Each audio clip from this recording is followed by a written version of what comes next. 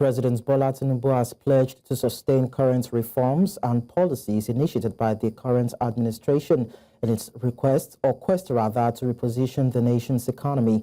This followed the endorsement of President Bola Tinubu and his policies by Executive Committee members at the All Progressives Congress National Executive Committee meeting, which was held in Abuja. Party leaders, including the APC National Chairman, the Chairman of the APC Governors Forum, and Governor of Imo State, the President of the Senate, and the Speaker of the House of Representatives all commended the President for the reduction in inflation, increased allocation to federating states, the removal of fuel subsidy, the students' loan scheme, amongst others.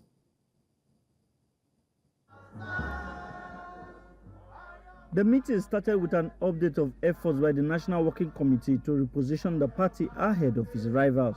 Your Excellencies, in fulfillment of our promise of taking the party to the grassroots, the National Working Committee introduced a new people-centered approach to campaign administration. Instead of the usual practice of inaugurating national campaign governorship councils for states in Abuja, the campaign council are inaugurated in the affected states.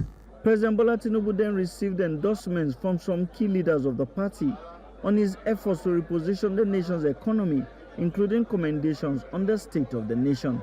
Be it moved that this august body do pass a vote of absolute confidence on the leadership of President Bola Ahmed Tinubu, GCFR, the President, Commander-in-Chief of the Federal Republic of Nigeria. On behalf of myself, as a former chairman of this party, a former governor of Edo State, now a distinguished senator of the Federal Republic, and chairman of Interior, courtesy of the Common Senate President, I rise to endorse the motion as moved by Governor Hope. Under your stewardship, Your Excellency, our economy has been rejuvenated from the depth of despair to the heights of promise. Just yesterday, the National Bureau of Statistics revealed that our GDP grew by 3.2%. The President of the Senate, however, urged the leadership of the party not to get carried away by present wins, but to remain vigilant. I must say that it is not yet Guru. We must not begin to clap with our own hands. We need the Nigerian public to join hands to clap with us. And the only way we can do that is for us to reflect on the elections of 2023. How did it go? Unfortunately, at the presidential election level, we did not do so well. Instead, we ought to have won outrightly. President Bola Tinubu assured those present that despite the president's successes, he will continue with policies which are aimed at transforming the nation. We are seeing growth.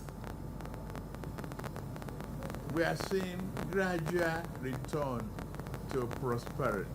I promise you, governors and legislators, that we will continue on that progressive path.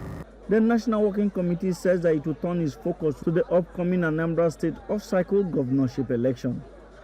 In Abuja for News Central, I am Amadin Uyi. To discuss this, we're joined by a lawyer and public affairs analyst, Vincent Otaopopo. Thank you so much, Vincent, for joining us on the news. Thank you for having me. Thank you, a wonderful audience. All right, you're welcome. Yeah, how would you assess President Tinubu's economic policy so far and its impact on Nigerians?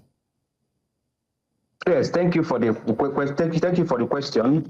The economic policy of the government currently, as it were, is not something to write home about. There is no practical economic reflection of the economic policies of the government on the lives of the people.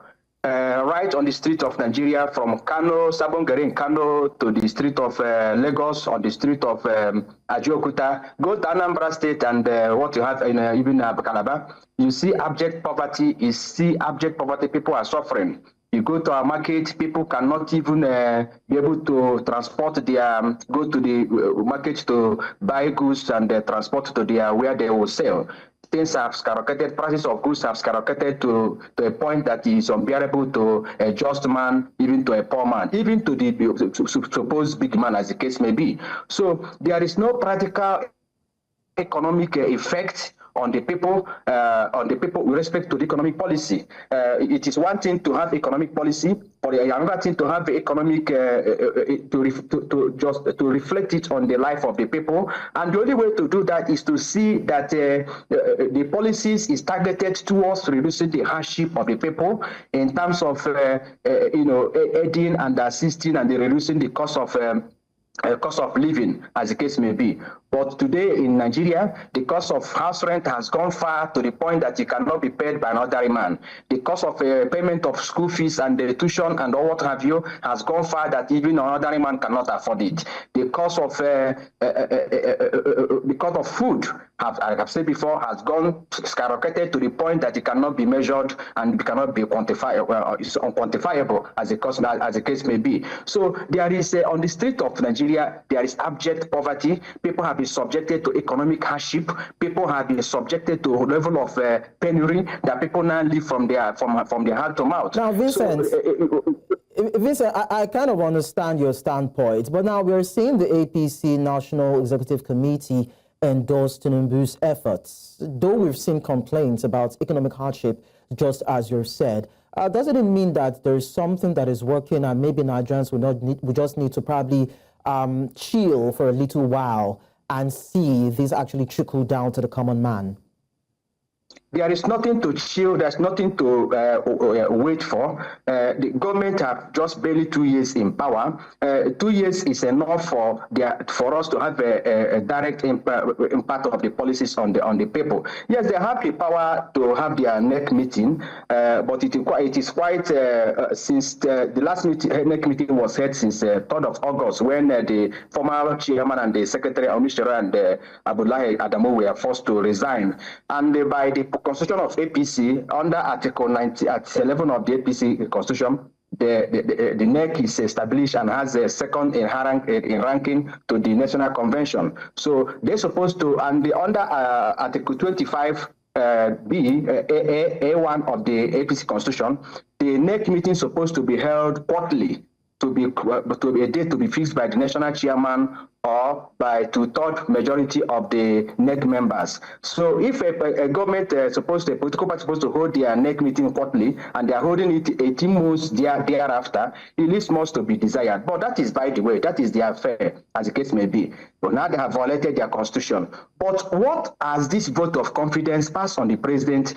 Does this have any positive impact on Nigerians? The answer is no. To the fact that the vote of confidence should be transformed into economic reality. We want to see a positive change from the administration. We want to see education being championed cause. Some of this is just because of the system of work operating in Nigeria. The Constitution of Nigeria, under Chapter 2 of the Constitution, which deals on fundamental, objective, and directive principles of state policy, has enshrined in the Constitution the objective and what the government should attain and pursue to achieve for the welfare and the well-being of the people of Nigeria they seek to govern. Under Section 16 of the Constitution, which deals on the objective, Section 16 deals on economic objective. The government should at all times propose policies that will annex and promote the economic reality that will affect the life of Nigeria. Section 16A deals on granting food security in Nigeria. In terms of, as of today, there is no guarantee as to food security in Nigeria. Educational objective, social objective, economic objective, environmental objective, these are all in the Constitution, but the government should have not done much to promote and protect the rights of the people and what the people are supposed to gain. The vote of confidence passed on the president is all geared towards grabbing power in Anambra State. Elections coming for the November and the 2027 general election. Vincent, I understand. Vincent, can you please? Not a dead man. Vincent, is there insecurity in the country? Things are not working well. Vincent, can you please just chill a while so that we can, drive this home as quickly as possible? Now, you said one of the fundamental objectives of the government is to come up with policies that will drive growth and would affect the people directly. One of Tinubu's key policies is the student loan scheme. Don't you think that would actually improve access to education and equally contribute towards, the current economic growth that this government is projecting? Yes, I like that question. The issue that has to do with the student loan is nothing to write home about. How can a government that is elected to provide the general objective of the government is the welfare, protection of life and welfare of citizens of Nigeria, be dashing out money? Today we say it's a loan to market women. Today they will say it's loan to farmers. Tomorrow they will say it's we're giving loan to students for pregnant women in the hospital. It is not of giving people loan. People should have right access to education, granted under Section 18 of the Constitution, which is of educational objective. That cannot be able to depict the attainment of Section 18. Giving them loan as a student loan cannot be a justification, cannot be used to have, to satisfy the requirement of educational objective under Section 18 of the Constitution. The government should do more. Education should be made a right such that there should be, if it's of compulsory free tuition at the university level, there should be something that should be done to promote education such that even at that loan stuff, you see that it's not all students. I have students that I'm assisting in one way or the other in some universities. There's a polytechnic there. They say the loan and all those stuff. They apply for the past 1 year. Nobody has talked to you. For the past 2 years, nobody has talked to them. So it is also a way of corruption to siphon money. You see that the people who are managing the administration of that loan stuff will use it to go and build houses and transfer some funds abroad and have their children in best universities in the world. Not ordinary Nigerian. But my take is this, that election 2027 is coming, but it is a living that will vote, not the dead. All right, thank you so much, because Vincent. one of the African presidents have said that Vincent, thank you so much. Thank you for your contribution. We may need to just end the conversation here. I know you have a lot to say, but then we appreciate your contribution on the news. Honestly, thank you so much. Thank you for having me. Thank you. Let's move on. President Bola Tinubu says Nigeria's economy is improving, citing a drop in food prices ahead of Ramadan. Speaking at the APC National Executive Committee meeting in Abuja, Tinubu expressed gratitude for the trust placed in him and reaffirmed his commitment to progressive governance. The meeting was attended by Vice President Kashim Shettima, Senate President Godswill Akpabio, and other top APC leaders. Party leaders pledged support for Tinubu's policies, emphasizing economic recovery and unity within the APC. National Chairman Abdullahi Ganduje assured members of continued efforts to fulfill electoral promises, while lawmakers vowed to support the president's reforms. The meeting followed an APC caucus session held on Tuesday night. Out there, the Nigerian economy is seeing the sky of the day. And people are happy with the food prices going down, particularly during the Ramadan period. So, thanks to the governor. The governors, they've embraced this change, this reform, wholeheartedly.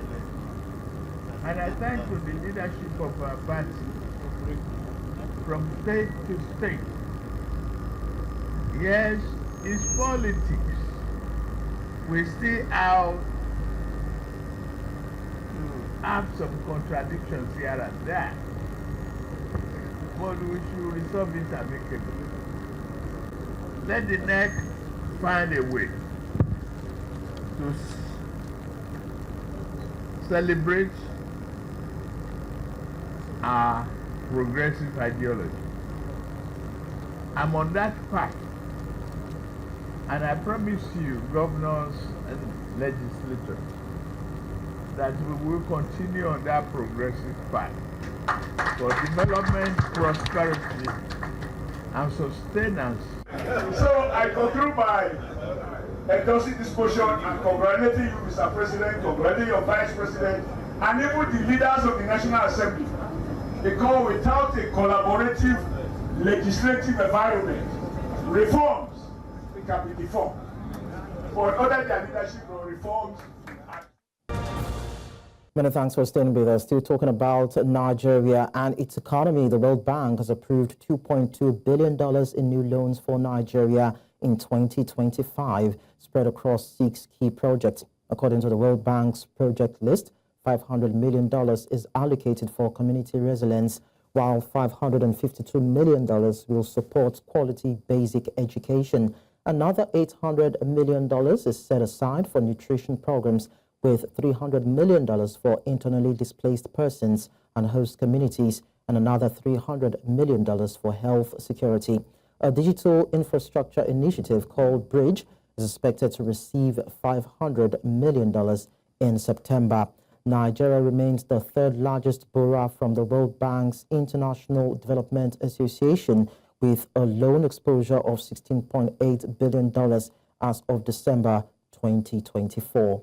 And talking security now, Nigeria's military faces growing security challenges following the withdrawal of Burkina Faso, Niger, and Mali from ECOWAS, says Chief of Air Staff Air Marshal Hassan Abubakar. Speaking in Abuja, Abubakar warned that the move has weakened regional security, affecting joint operations against Boko Haram and ISWAP. He stressed the need for a stronger response from the Nigerian Air Force. He also highlighted new threats, including Boko Haram's use of drones and terrorist expansion into coastal West Africa. Meanwhile, Nigeria's counter-terrorism chief, Major General Adamu Laka, warned that extremists are pushing into Benin Republic and other coastal states, calling for stronger regional cooperation to curb the spread. Still on security-related matters, suspected Boko Haram terrorists attacked Kwapre and nearby villages in Adamawa State's Hong local government area, leaving widespread destruction. The attack, which began around 7:30 p.m. local time on Tuesday, February 25, and lasted into Wednesday morning, saw churches, schools, homes, and businesses burned down. Village heads Joel Kulaha and Abalis Jawaja confirmed the attack, saying valuables were looted, but no lives were lost as residents fled in the advance. Soldiers stationed in nearby Garaha responded, engaging the terrorists and forcing them to retreat. Kwapre has suffered repeated attacks since the Boko Haram insurgency began, with this incident marking the 10th assault on the community. Away from that to Southeast politics, the People's Democratic Party in Nigeria's Southeast Zone has re-elected Ali Odefa as its zonal chairman. The election took place on Wednesday at Michael Okpara Square in Enugu during the party's zonal congress. Other newly elected officials include James Ugu as zonal secretary, Regina Uchebo as zonal treasurer, and Colinius Okeugu as zonal organizing secretary. Enugu State Governor and PDP leader in the region, Dr. Peter Mba, urged members to remain committed despite the election outcome. In his acceptance speech, Odefa called for unity, saying it is the key to defeating the ruling APC. PDP Board of Trustees Chairman Adolf Wabara also expressed optimism about the party's future. And now to the South-South. Delta State government is considering the creation of a value charter campaign policy to counter the nonchalant attitude of political appointees towards their constituents and intensify the governor's more agenda at the grassroots level. The Director General of the Bureau for Orientation and Communications in Delta State, Fred Latimore, revealed this information during a courtesy visit to Chief Advisor to the state government, Ikoyota Amori, in Asaba, Delta State capital. The Bureau Chief noted that this initiative is intended to create a sense of belonging and inclusion for the state's general population. And we're also going to appeal to your office to help us drive the value data value charter. It's all about reorientation. It's all about people contributing their quota towards the development of the state. It's about value. that each and every one of us can bring to the table to assist His Excellency the Governor to deliver on the MOA agenda. That value charter, you see, is moral in many ways. It tells you that you are not supposed to be a loafer. You are not supposed to sit down and be sleeping. The office you are giving, you are supposed to be doing something with it. Even you are thinking, because a governor needs a lot of advice. You see, when governors are successful, it depends on the quality advice that they receive.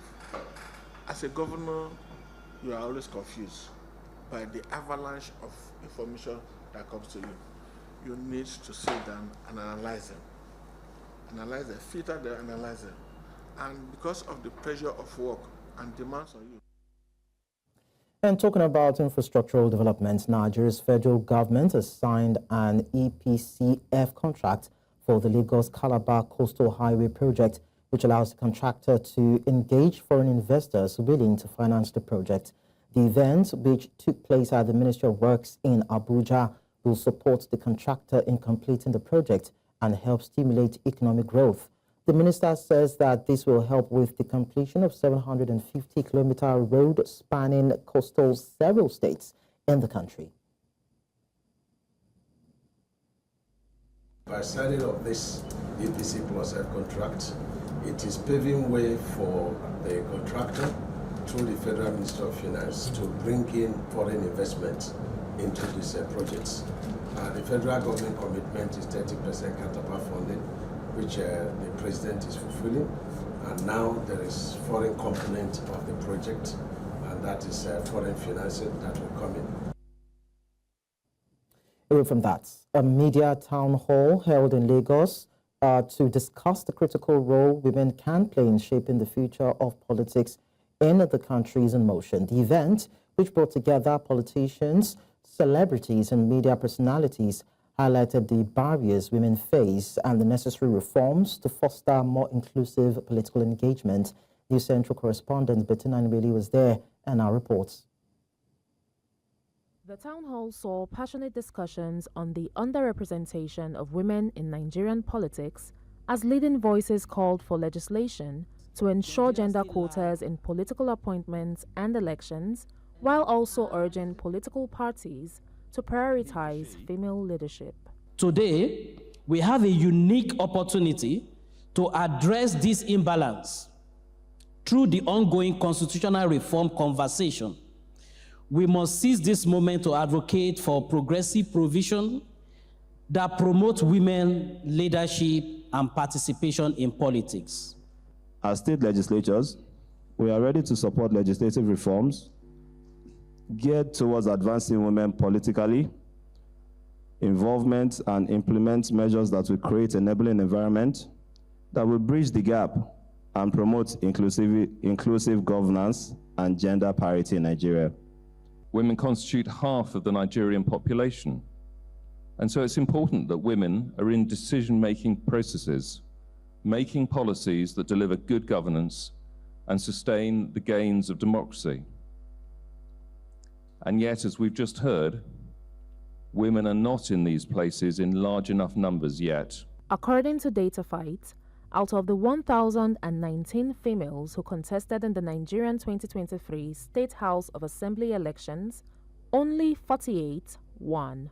This amounts to 4.7% success rate for women. Compared to the 2019 elections, where 45 women were elected into the state legislatures, the number of females elected into the state parliament in the 2023 election increased by 3. Hence, calls have been made for more balanced media coverage and positive portrayals of women in leadership roles. What are we doing? How many women senators are encouraging, even in their own ward, to ensure that it's a woman councillor that they have? How many women are comfortable with a woman in office? Unfortunately, Nigeria continues to face significant challenges in this regard. The numbers speak for themselves. In 2023 elections, women made up of only 10.2% of the total candidates. Out of 18 presidential candidates, only one was a woman. In the Senate, only 92 out of the 1,101 candidates were women. The role of the government, political parties, and civil society in ensuring equitable representation of women cannot be overstated, as such engagements like this is geared towards pushing for decisive steps towards achieving greater gender equity in politics. In Lagos, for News Central, I am Bettina Nwili. In talking basic education, the level of attention given to the sector at the basic and secondary schools levels in a society will determine to a large extent where it will be placed in the global map in the future. Stakeholders in the education sector in Abia State believe that adequate intervention now will change the negative narrative of primary and secondary schools in the state. News Central's Chimogili reports that Abia State government has introduced a new initiative to revolutionize the sector. About 928 public primary schools and 274 public secondary schools in Abia State. There are tendencies that reforms should be carried out periodically. The outcry by the public and realization by the government on the level of dilapidation in the sector has birthed the transformation agenda. We envision an Abia where every child reads very well, every student thinks critically, every graduate is globally competitive, every teacher is empowered and respected, every school is a center of excellence. Abia State is expected to contribute to the global workforce projected for Africa by 2050, and so must prepare to meet the needs. Our students will be equipped not only with knowledge, but with the needed skills, values, and confidence to succeed in the global stage. Governor Alex Oti, at the launch of the education program known as Fostering Innovation Reform School Transformation, says it is a new philosophy to reposition the state educationally and otherwise. The demands of the new environment have shifted, so your ambition and efforts must expand. Mediocrity will have no place in the world you are going to function in. You are either the best or you are not there at all. I hope you do not disappoint our collective expectations. Special advisor to the governor on basic and secondary education, Kelechi Nwosu, says the state is developing a generation for the present and future. The total transformation to inspire a new age whereby we'll be able to build up children that are going to remain competitive and be able to meet up the challenges of the new world and offer extra value, and also be able to affect even the region, the Southeast region, and the entire country. Students and their teachers are hopeful that the new initiative will address the challenges bedeviling the schools. Some of the structures are dilapidated, and the government is trying to renovate some of them and putting some teaching apparatus, like teaching things that we're going to use to, like teaching aids that we're going to use to help the students to understand practically what we are teaching to them. Inadequate facilities in the lab, equipment that we're going to use for practicals, yes. We lack them in the school. So, but we are still seeing innovations, and the governor is promising us that all these things will be made justice to. It's been all talked about how to revolutionize the education sector here in our state. But going forward, a lot of people will expect to see changes in the educational sector, especially as it concerns primary and secondary education. In Omahia, for News Central, Chiwe. Now, the Director General of NAFDAC, Professor Mojisola Adeyeye, says her life is in danger due to her crackdown on fake and illicit drugs. Speaking at a media party in Abuja, she revealed that she now moves with heavy security and that her staff are also facing threats, including a recent kidnapping attempt on a colleague's child. Adeyeye disclosed that NAFDAC's latest enforcement operation across major drug markets in Onitsha, Aba, and Lagos led to the seizure of counterfeit drugs worth 1 trillion naira. She emphasized that the agency remains committed to eliminating fake medicines despite facing intimidation from drug cartels.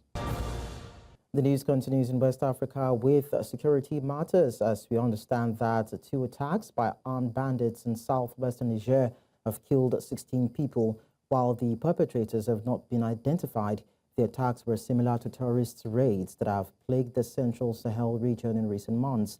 It was reported that the bandits gathered people from a village in Dundio on the night of February 22 to 23 and opened fire, killing 14 people. 2 nights later, attackers killed 2 people in a neighboring town. The area around Dundio, which borders Nigeria and Benin Republic, is said to be a haven for terrorist groups. Away from that, Guinea-Bissau's opposition has called for a nationwide strike starting from Thursday.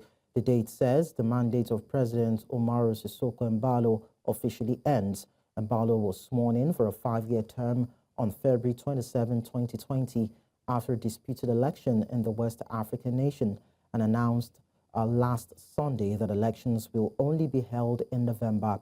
The opposition insists Embalo's term expires on February 27, but gatherings have been banned for several weeks by the Interior Ministry in the run-up to the date.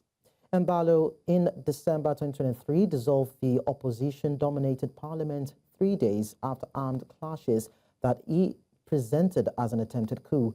He then set early legislative elections for November 2024 before postponing them indefinitely by presidential decree after citing logistical and financial difficulties. Away from that now, 3 weeks have actually passed since the passing of a revered former Namibian president, Sam Nujoma, whose vision and tenacity were instrumental in shaping modern Namibia.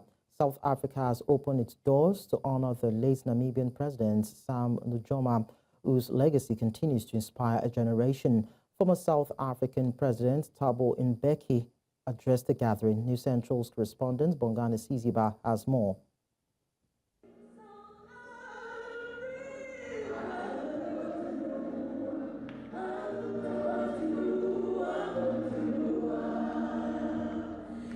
A memorial service to remember a man who has left an indelible mark in the hearts of many. Former President of Namibia, Sam Nujoma, his life honored his legacy as the founding father. Dignitaries from various foreign embassies, friends, Namibians, South Africans included, all paying their respect to a leader who not only shaped the future of Namibia, but an African as a whole.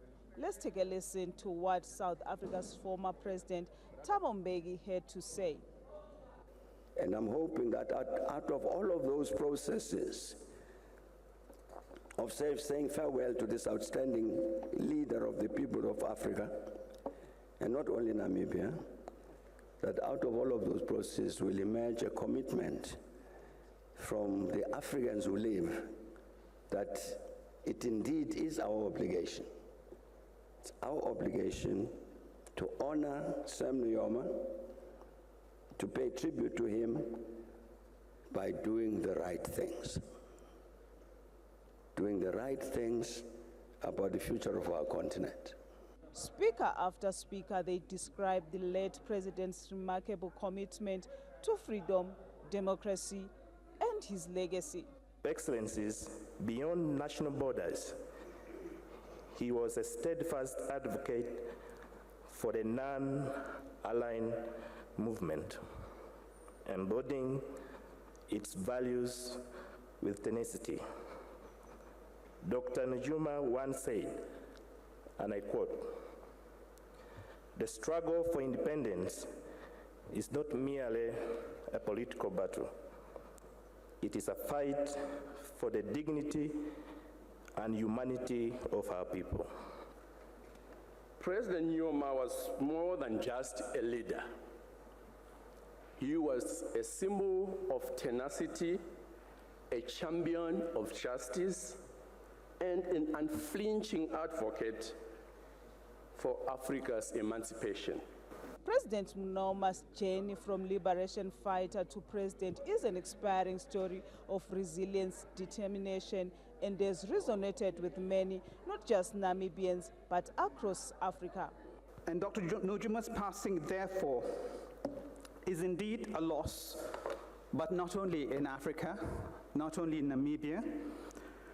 In fact, his influence extended far beyond, as the program director just mentioned, reaching across continents, including Asia, where his commitment to strengthening multilateralism and international cooperation, as well as South-South cooperation, was also deeply felt. He was the embodiment of freedom who lived by his words and made history as he always professed. No African country can be free without the freedom of all Africa. As the world reflects on his legacy, it can never be enough not to remember his role in leading Namibia to independence after years of struggle against colonial rule. His vision for a united and free Namibia that transformed the nation and inspired countless others in pursuit of justice and equality. For these attendees who have come from far and wide to celebrate Nyoma's remarkable life, they say his legacy will never be forgotten. In Pretoria, for News Central, Wangani Siziba. Outside the African continent, we tell you that Israel freed hundreds of Palestinian prisoners on Thursday, shortly after saying Palestinian militant group Hamas handed over coffins believed to contain the bodies of 4 hostages. Prime Minister Benjamin Netanyahu's office said Israel had received the coffins of 4 fallen hostages and a process to formally identify them had started. More than 600 had been due to be released in the latest exchange. 97 of them arrived on the Egyptian side of the Rafah border crossing with Gaza Strip. They were supposed to have been freed at the weekend, but Israel stopped the process following outrage over elaborate ceremonies Hamas had been holding to hand over hostages seized in its unprecedented October 7, 2023 attack. شعور قهر وشعور فرح وشعور أمل. بالتالي المرة الماضية يعني كانت يعني حركة ما بتصدر عن عقال أو على دول أو على أنظمة، تصدر فقط من ميليشيات. ولكن رغم ذلك احنا متعودين، شعبنا متعود للصدمات، متعود للعقبات. لحظات لا توصف، فرحان كثير كثير كثير للأمانة يعني. الحمد لله رب العالمين، إن شاء الله هي الفرحة يا الله يا رب يا رب يا رب. نور يا حبيبة سيدو، تعالي. الحمد لله. سائد يا حبيبي.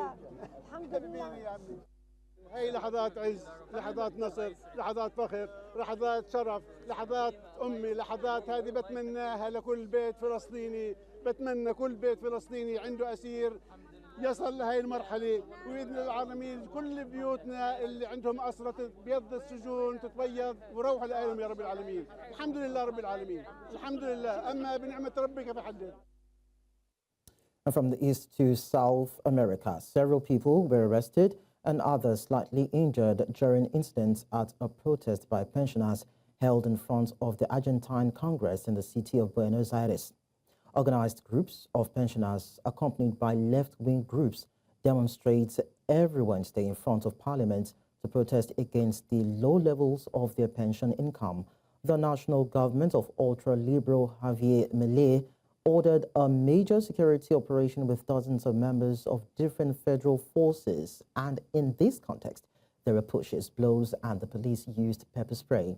At least 2 people were arrested and 2 members of the security forces were injured, although as of Wednesday evening, the police had not issued any statement on the number of detainees or those injured. Estamos exigiendo hoy la moratoria y el cese de la represión por semejantes reclamos que estamos haciendo absolutamente justo. La única respuesta que tienen estos estafadores, ladrones de gallina, es pegar a las viejas y a los viejos como... Well, that's all at this hour on the news, but before we go, we'll look at our top stories again. President Bola Tinubu hails drop in food prices ahead of Ramadan. NAFDAC Director General Professor Mojisola Adeyeye has revealed security threats to her life as crackdown on fake and substandard drugs continue. We also told you that opposition in Guinea-Bissau have called for a nationwide strike over election postponement. Do watch News Central live on DSTV channel 422, Star Times 274, Avo TV, and YouTube. Many thanks for watching. I am Lekon Onobanjo.